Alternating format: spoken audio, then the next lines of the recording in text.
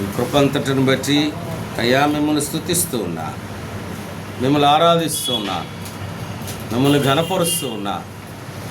గడిచిన ప్రబోధం నుండి ఇప్పటి వరకు మీరు ఎక్కడ నీడక్కడ మమ్మల్ని భద్రపరిచి ఈ సమయంలో నా ప్రభువా మీ పాదాల దగ్గరికి రావడానికి మీరు మాకు ఇచ్చిన ఈ ధన్యతను బట్టి మిమ్మల్ని స్తుతిస్తున్నాను. మరి మీరు చేసిన ప్రతి కార్యాన్ని బట్టి నా ప్రభువా మీరు మాకు ఒక క్రమాన్ని ఏర్పాటు చేశారు.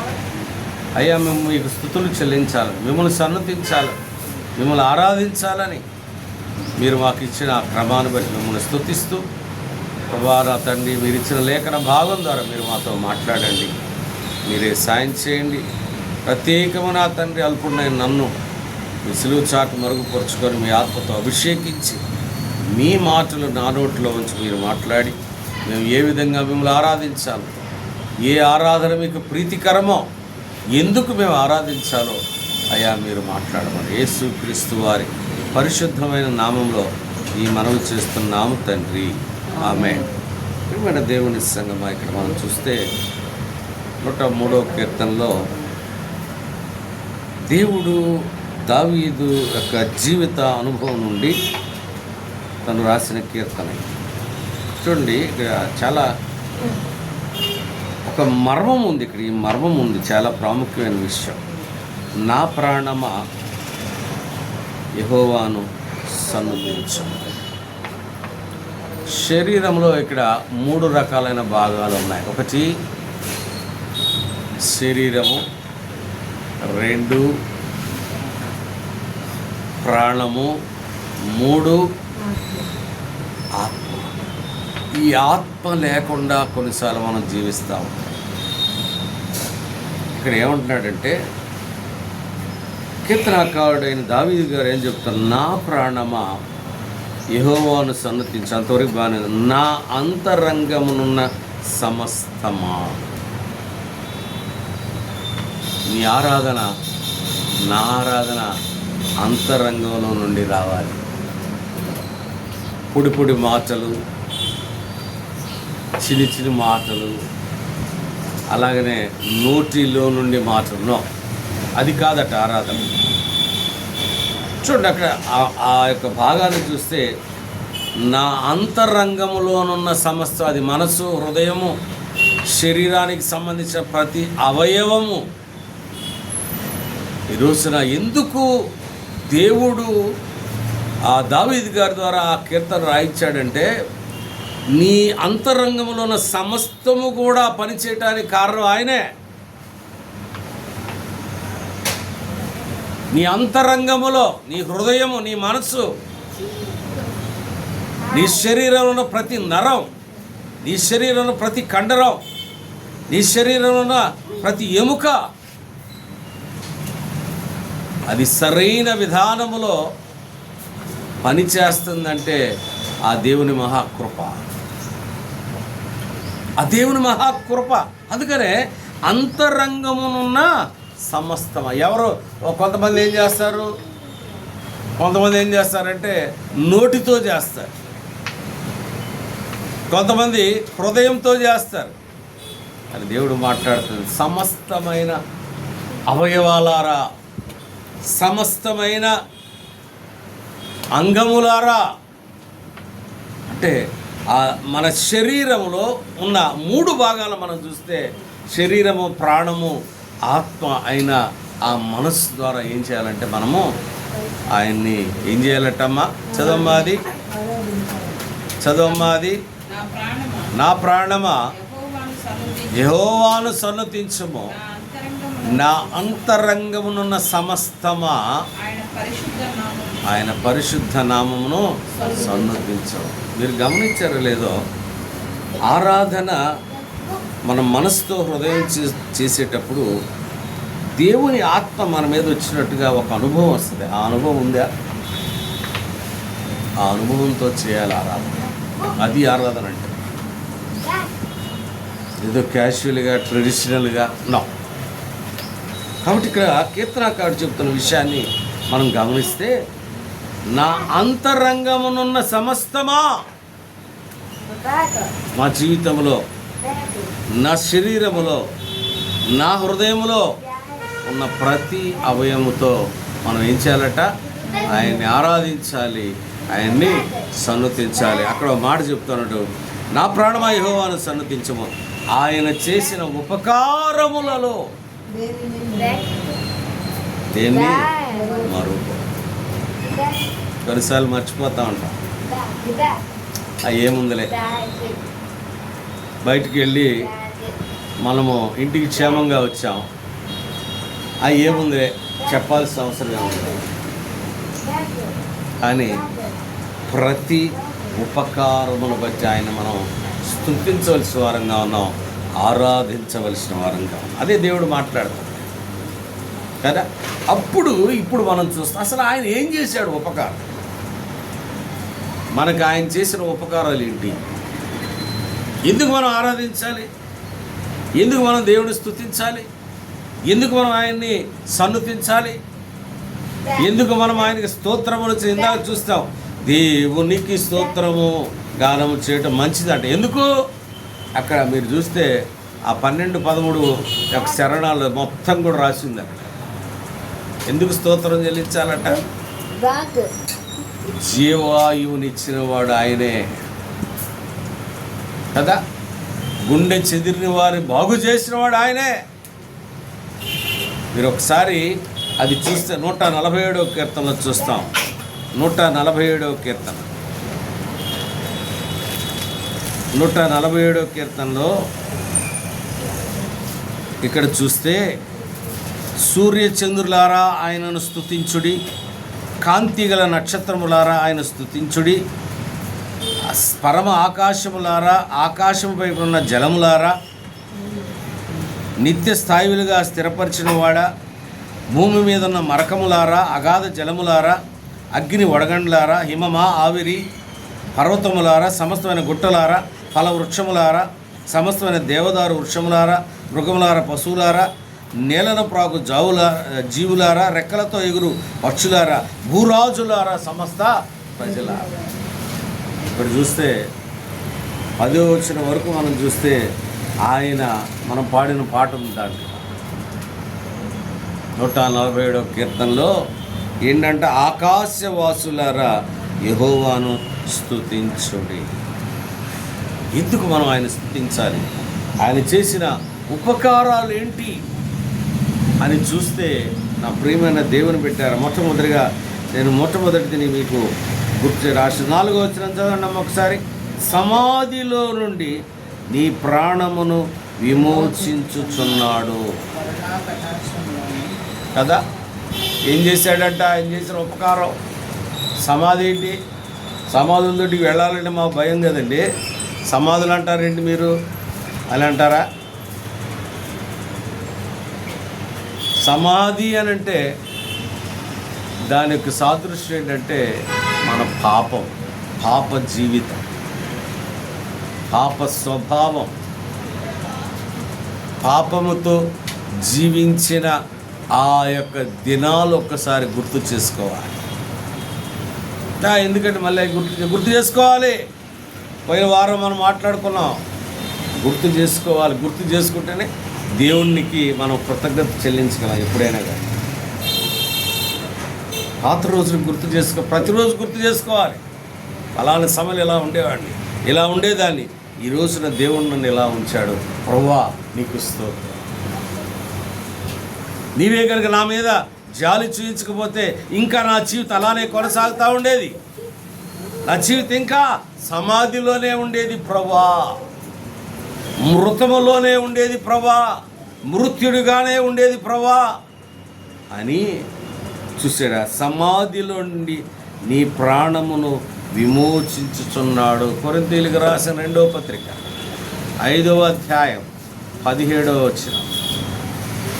కొరింథీయులకు రాసిన 2వ పత్రిక, కాగా ఎవడైనను క్రీస్తునందున్న ఎడల వాడు నూతన సృష్టి, పాతవి గతించెను.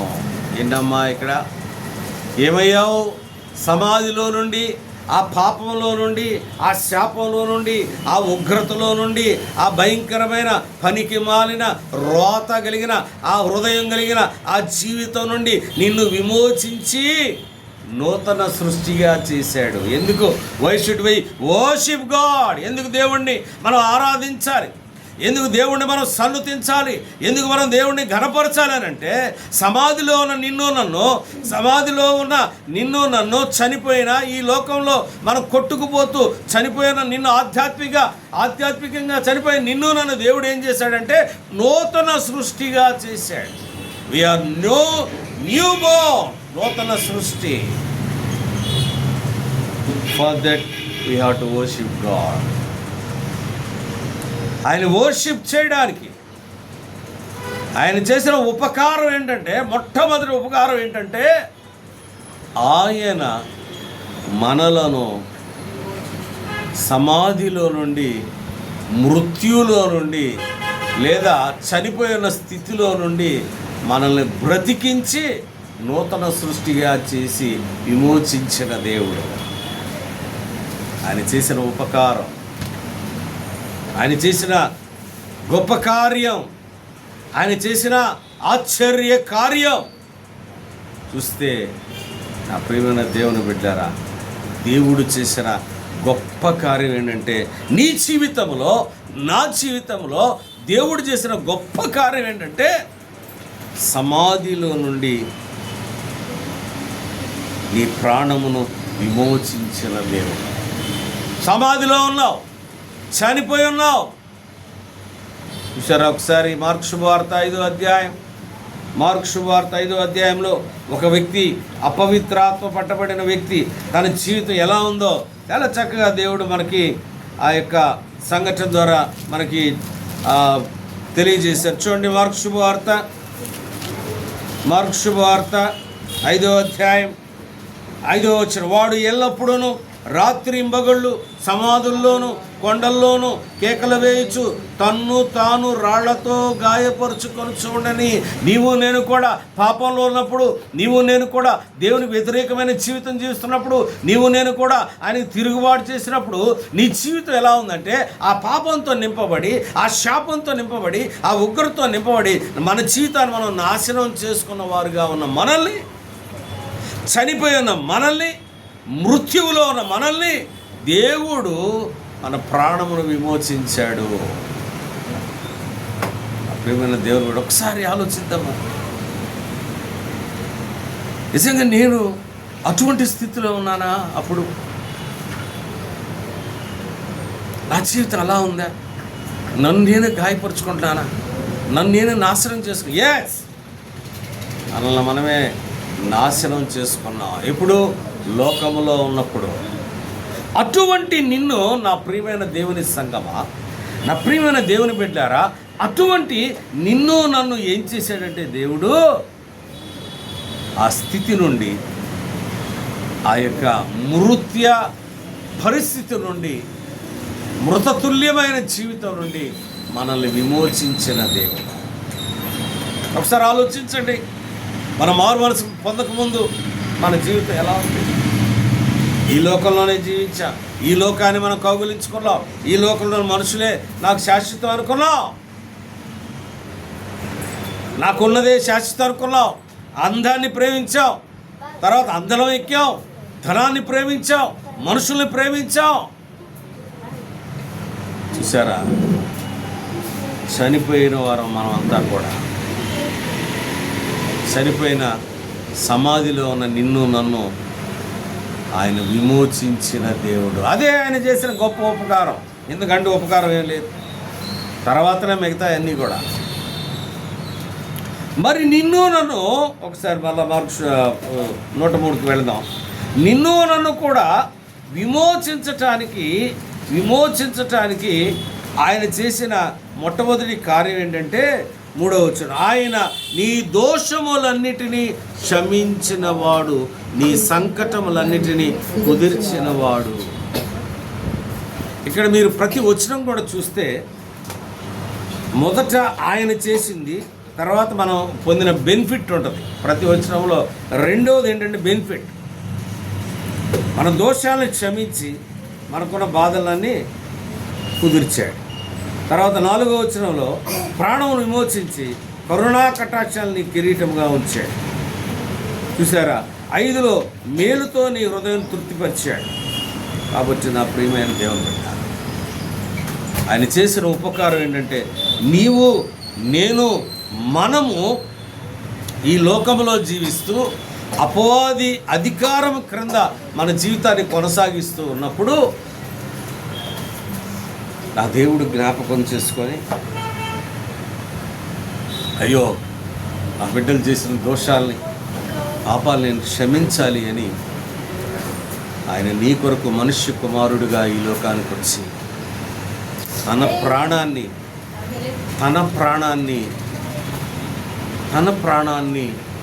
మన కొరకు అర్పించిన దేవుడు. చూసారా? తన ప్రాణాన్ని మన కొరకు ఇచ్చి మనలను బ్రతికించిన దేవుడు, మనలను విమోచించిన దేవుడు. గుర్తొస్తున్నాయా పాత రోజులు ఎలా ఉన్నాయి? మారు మనసుకు ముందు నోరు తెరిస్తే అబద్ధం, కోపం, అసూయ, భయంకరమైన జీవితం, లెక్కలేనితనం, తిరుగుబాటుతనం, అవిధేయత, అవిశ్వాసం, నిర్లక్ష్యం. అటువంటి జీవితంలో ఉన్న, చనిపోయి ఉన్న జీవితం, మృతుడిగా ఉన్న నిన్ను నన్ను నా ప్రియమైన దేవుని బిడ్డలారా ఏం చేశాడు? ఆయన మనల్ని విమోచించాడు. విమోచించటానికి ముందుగా క్షమించాడు. అది అక్కడ పాయింట్. ఆయన ఈ ఫర్గివెన్ ఆల్ అవర్ సిన్స్ అన్నీ కూడా కొన్ని ఉన్నాయి అక్కడ. ఆయన నీ దోషములన్నిటినీ కూడా క్షమించినవాడు. ఏమైనా పెండింగ్, నువ్వు ఈ దోషం చేశాను నేను చేయను, నేను నిన్ను క్షమించనని అని అన్నాడా? ఆయన నీ దోషములని, నీ కోపం అవచ్చు, నీ అసూయ అవచ్చు, నీ అహంకారం అవచ్చు, గర్వం అవచ్చు, నిర్లక్ష్యం అవచ్చు, ఏవైనా మనకున్న ప్రతీది కూడా, ప్రతి దోషం అంటే పాపమే, అంతకంటే ఏం లేదు. ప్రతి పాపాన్ని కూడా దేవుడు క్షమించి ఏం చేశాడు? మరి ఆ పాపము ద్వారా మనం చనిపోయి ఉన్న మనల్ని ఎఫెసీయులకు రాసిన పత్రిక 2వ అధ్యాయం 1వ వచనం, అపొస్తలుడు పౌలు గారు ఎఫెసీ సంఘాలకు రాసిన పత్రిక, మీ అపరాధముల చేతను పాపముల చేతను మీరు చచ్చిన వారై ఉండగా we are died because of our sins, because our sin nature we are in the position of death position. But వేరే చచ్చిన వారై ఉండగా ఆయన మిమ్మును క్రీస్తుతో కూడా బ్రతికించెను. ప్రియమైన దేవుని బిడ్డలారా, ఆలోచిద్దామా? క్రీస్తు కూడా మనం బ్రతికించడానికి మనకున్న యోగ్యత ఏంటి? మనకేమైనా యోగ్యత ఉందా? Are we deserved to be saved? మనం రక్షించబడటానికి, మనం రక్షణ పొందటానికి మనకు ఎటువంటి యోగ్యత లేదు. నా ప్రియమైన దేవుడు, యెషయా గ్రంథం 1వ అధ్యాయం 6వ వచనం, యెషయా గ్రంథం 1వ అధ్యాయం 6వ వచనం, అరికాలు మొదలుకొని తల వరకు స్వస్థత కొంచెమైనను లేదు, ఎక్కడ చూచినా గాయములు, దెబ్బలు, వచ్చిపుండ్లు, అవి పిండబడలేదు, కట్టబడలేదు, కాలంతో మెత్తన చేయబడలేదు. నీ జీవితం, నా జీవితం అటువంటిది. మన జీవితం ఎటువంటిది? అరికాలు మొదలుకొని నడినెత్తి వరకు ఎక్కడ చూసినా కానీ మంచితనం లేదు, ఎక్కడ మంచితనం లేదు. నువ్వు పుట్టినప్పటి నుంచి, నీకు ఊహ వచ్చినప్పటి నుంచి కూడా మన జీవితంలో ఎక్కడా కూడా మంచితనం లేదు. అంత దోషమే, దోషం దోషం దోషం, పాపం పాపం పాపమే. అటువంటి నిన్ను నన్ను ఆయన ఏం చేయించాడు? చనిపోయి ఉన్న నిన్ను, మృతుడిగా ఉన్న మనలను దేవుడు ఏం చేశాడు? నా ప్రియమైన దేవుని బిడ్డ, మనలను బ్రతికించిన దేవుడు, మనలను బ్రతికించిన దేవుడు మనల్ని బ్రతికించాడు. నా ప్రియమైన సహోదరి సహోదరులారా, ఏం చేయాలి మనం? ఆయన్ని చనిపోయిన నిన్ను, చనిపోయిన నన్ను దేవుడు తన మహాకృప చేత, తన మహాప్రేమ చేత మనలను రక్షించిన దేవుడు. ఆ రక్షించడానికి ముందుగా తను చేసిన గొప్ప కార్యం ఏంటంటే మన దోషములన్నిటిని కూడా క్షమించినవాడు. ఏంటమ్మా? మన దోషములన్నిటిని కూడా క్షమించినవాడు. కాబట్టి నా ప్రియమైన దేవుని బిడ్డలారా, ఒకసారి ఎఫెసీయులకు రాసిన పత్రిక 2వ అధ్యాయం ఈ 8-7 వచనాలు చదువుతాం. 8-7 వచనాలు.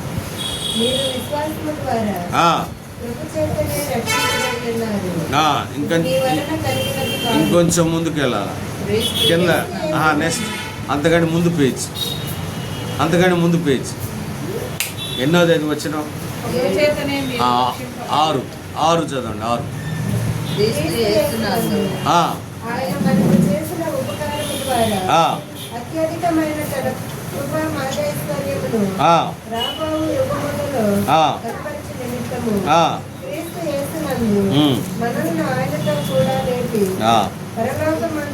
ఓకే. ఏమొచ్చింది మనకి? ఆధిక్యత. దేవుని రాజ్యంలో, నిత్య రాజ్యంలో ఒక పాపిగా ఉన్న మనలను, మృతమైన మనులను, అందరి చేత అసహించుకొనబడిన మనలను కృపచేత మనల్ని బ్రతికించి నిత్య రాజ్యములో ఆయన పక్కన కూర్చొని ఆ ఆధిక్యతని దేవుడు మనకిచ్చాడు. It's a privilege. దేవుని పక్కన ఆసీనుడు అయి ఉన్నటువంటి ఒకసారి ఆలోచించండి కదా. ఆ కృప ఎలా వచ్చింది? మరలా 5వ వచనం చదువుతాం ఇప్పుడు. 4-5. అయినను దేవుడు కరుణా సంపన్నుడై ఉండి మనము మన అపరాధములైతే చచ్చిన వారమై ఉండినప్పుడు సైతము మన ఎడల చూపిన తన మహాప్రేమ. చదువు శాంతి.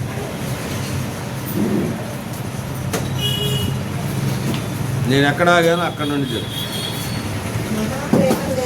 నువ్వు కాదు శాంతి. నేను చదివాను మహాప్రేమ చేత, అక్కడ ఆపాను.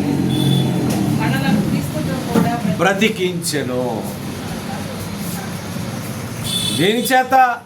ఆయన మహాప్రేమ చేత.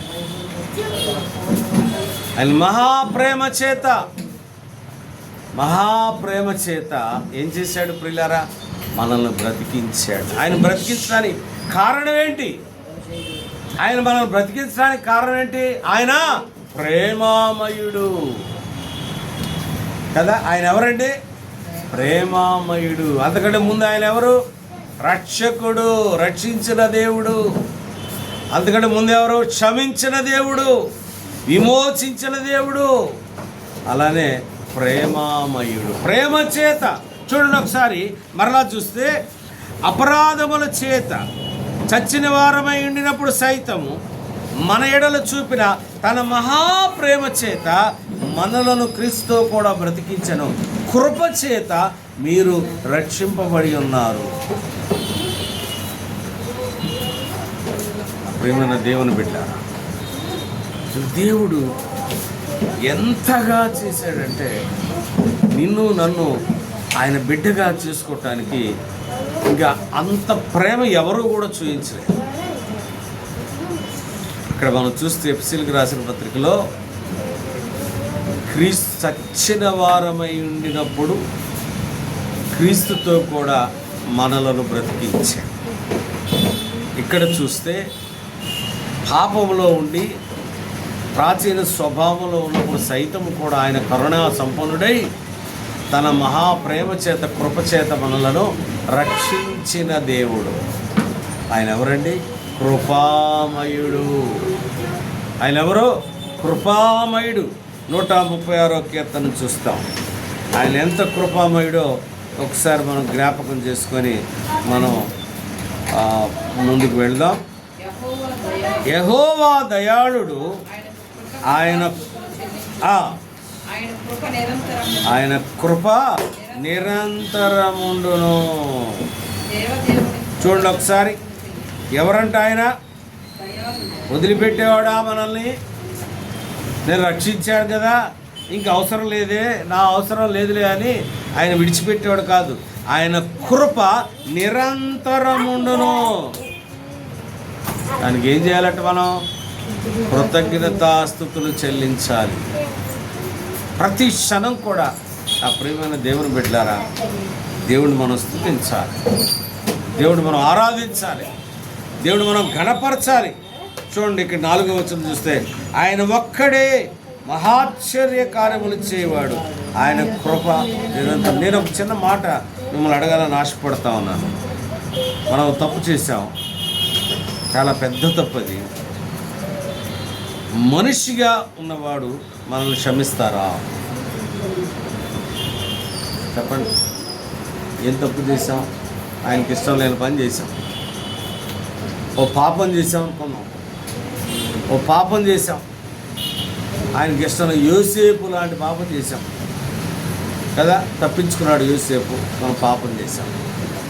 లేదా యోనాతాన్ వాళ్ళ ఫ్రెండ్ ఉన్నాడు కదా, యోనాతాన్, దావీదు వాళ్ళ ఫ్రెండ్ యోనాతాన్ అయితేనేమి, యోధా అయితేనేమి, అలాంటి పాపాలు చేసినప్పుడు మనుషులు ఎవరైనా మనల్ని క్షమిస్తారా?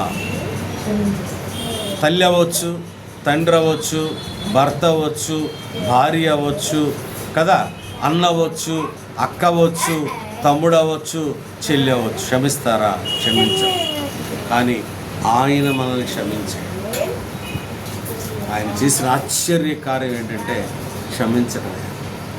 If God would not forgives us, దేవుడు మనలను క్షమించకుండా ఉండి ఉన్నట్లయితే మనకి ఆధిక్యత వచ్చేది కాదు. ఈ ఆధిక్యత వచ్చేది కాదు. ఏంటి ఆధిక్యత? మనకు వచ్చిన ఆధిక్యత ఏంటి? రక్షణ. ఆయన చేసిన ఉపకారం ఏంటి? రక్షణ. అంతకంటే ఏం లేదు అసలు. దాని తర్వాత మిగతా అన్నీ కూడా మనం ఆయన చేసిన ఉపకారం అనగానే వెళ్ళిపోతాం. మనకి ఉదయం నుండి వెళ్ళిపోతాం కదా. ఫస్ట్ దేనికి వెళ్ళిపోతాం? మన ఆలోచన, మన గురి ఎట్టిపోద్ది అంటే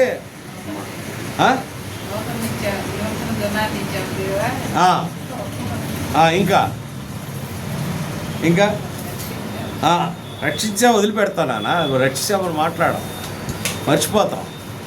లోకములో ఉన్న వాటి గురించి ఆలోచిస్తాం. ప్రభా, నాకు మంచి అందాన్ని ఇచ్చావు ప్రభా, నా మంచి బట్టలు ఇచ్చావు ప్రభా, నా మంచి ఉద్యోగాన్ని ఇచ్చావు ప్రభా, నా మంచి ఇడ్లు ఇచ్చావు ప్రభా, నా మంచి బిడ్డల్ని ఇచ్చావు ప్రభా. చూసావా? ఎక్కడన్నా ఆయన ఏమైనా ఉందా? ఆయన ఉందా ఏమన్నా? ఎప్పుడు మన గురించే. ప్రభా, ఇంత అందంగా ఎందుకు చేసావు ప్రభా? కొంతమంది అంటారట, ఇంత అందంగా ఎందుకు చేసావు ప్రభా నన్ను. అందరు నన్ను చూసి, అందంగా ఉన్నవాళ్ళని చూసి ఏమనుకుంటారంటే అసూయ పడతారు కదా కదా, అసూయ పెడతారా? ఎందుకు ప్రభా నన్ను ఇంత అందంగా చేసావు? ప్రభా నీకు స్తోత్రం, ఎంత అందంగా చేసావు అని అనం కదా. దాన్ని బట్టి గర్వపడతాడు. ఎస్, ఎంత అందమో. బట్ ఇవన్నీ కూడా ఒక విధంగా చెప్పాలంటే, మన భాషలో చెప్పండి, ఇవన్నీ ట్రాష్. ట్రాష్ అంటే చెత్త. అవి ఉండవు మన దగ్గర, అవి ఉండవు. ఎంతోమంది మన పక్కన ఉంటారు కానీ వాళ్ళు ఉండరు, ఎప్పుడు ఉండరు. నిత్యము ఆయన కృపే మనతో ఉంటుంది. ఆయన కృప నిరంతరముండును. ఒకసారి చూస్తే ఈ యొక్క 136వ కీర్తనలో దేవుడు చేసిన సృష్టిని కూడా మనం చూస్తాం. ఇక్కడ అంత సృష్టి ఉంది. ఇక్కడ చూడండి, తన జ్ఞానము చేత ఆయన ఆకాశమును కలుగు చేసెను, భూమిని నీళ్ల మీద పరిచెను, గొప్ప జ్యోతులు నిర్మించాను, పగటినేళ్లకు సూర్యుడు, రాత్రినేళ్లకు చంద్రుడు. తర్వాత ఐగుప్తు దేశ తొలిచూళ్ళను ఆయన హతము చేశాను, వారి మధ్య నుండి ఇజ్రాయేలీలను ఆయన రప్పించాను. ఇక్కడ ఐగుప్తుకి సాదృశ్యం ఏంటి? ఐగుప్తుకి సాదృశ్యం ఏంటంటే పాపం. ఆ పాపము నుండి మనలను విడిపించి, మనల్ని విమోచించి, మనలను రక్షించిన దేవుడు. ఆయన కృప నిరంతరం ఉండును. కృప అంటే ఏంటి? ఎస్, అర్హత లేకపోయినా అర్హునిగా చేయి కదా. అర్హత లేకపోతే, నాకు అర్హత లేదు కానీ దేవుడు ఆ అర్హత ఇచ్చాడు అనుకోండి, ఆయన కృప. కృప, అది కృప అంటే. కృప అంటే ఇంగ్లీష్లో బాగా అర్థమైంది, గ్రేస్. గ్రేస్ అంట. కాబట్టి నా ప్రియమైన దేవుని సంఘం, మరి దేవుడు చేసిన కార్యం, దేవుడు చేసిన ఉపకారములు మనం చూస్తే 136వ కీర్తనలో నిజంగా అన్ని 24 చదవండి ఒకసారి. మన శత్రువుల చేతిలో నుండి మనలను విడిపించెను. అలాగనే 23, మనము దీనదశలో ఉన్నప్పుడు ఆయన మనలను జ్ఞాపకము చేసుకునేది. ఇంకా చూస్తే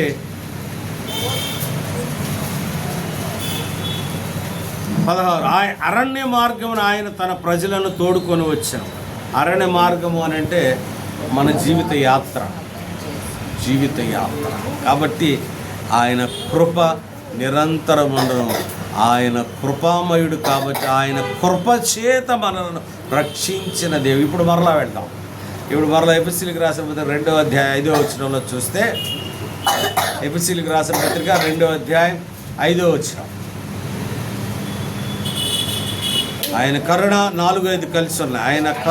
ఆయనను దేవుడు కరుణా సంపన్నుడై ఉండి మనము మన అపరాధముల చేత చచ్చిన వారమై ఉన్నప్పుడు సైతము మన ఎడల తాను చూపిన మహాప్రేమ చేత మనలను క్రీస్తు కూడా బ్రతికించాను. తర్వాత కృపచేతనే మీరు రక్షింపబడి. కాబట్టి ఆయన కృపామయుడు. ఎన్ని విషయాలు చూసాం? ఆయన రక్షణకర్త, విమోచనకర్త, క్షమించిన వాడు, మనలను ప్రేమామయుడు, అలానే కృపామయుడు. 5 విషయాలు చూసాం. కేవలం ఆయన కృప కింద చూస్తే మనకి ఇచ్చిన ఆధిక్యతను కూడా మనం చూస్తాం. 2:6-7 ఆయన మనకి ఇచ్చిన ఆధిక్యత ఏంటంటే ఆయనతో, ఆయన రాజ్యంలో మనం ఉండటానికి ఆ ఆధిక్యతను ఇచ్చాడు. ఆ ప్రియమైన దేవుడు పెట్టాను. జ్ఞాపకం చేసుకొని, ప్రభువా నేను ఏ పాటి వాడిని, ప్రభువా నేను ఏ పాటి వాడిని, ప్రభువా నాకు ఏ యోగ్యత లేదు ప్రభువా, కానీ నీతో పాటు నిత్య రాజ్యములో కూర్చునే యోగ్యతని, అర్హతను నాకు ఇచ్చావు ప్రభువా. ఈ లోకములో నేను నా పాపము చేత నేను చచ్చిన వాడుగా ఉన్నప్పుడు నా ప్రభువా నువ్వు నన్ను జ్ఞాపకం చేసుకొని నన్ను బ్రతికించావయ్యా. ప్రభువా నన్ను క్షమించావయ్యా. సమాధిలోన నన్ను, నా ప్రాణాన్ని విమోచించావయ్యా. నా విమోచనకర్త.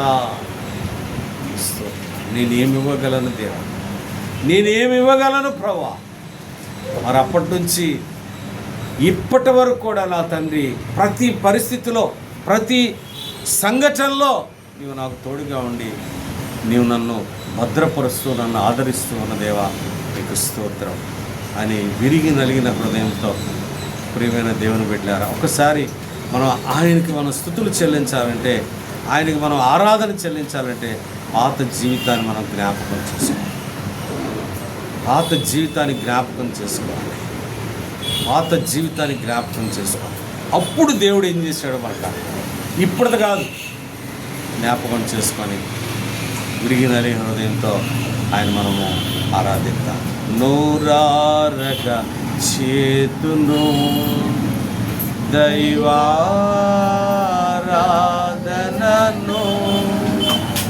ధారాళముగా పాడెదను, స్తోత్ర గీతమును ధారాళముగా పాడెదను, స్తోత్ర స్తోత్రగీతమును హల్లెలూయా హల్లెలూయా హల్లెలూయా హల్లెలూయా నోరారగా చేతును దైవారాధనను.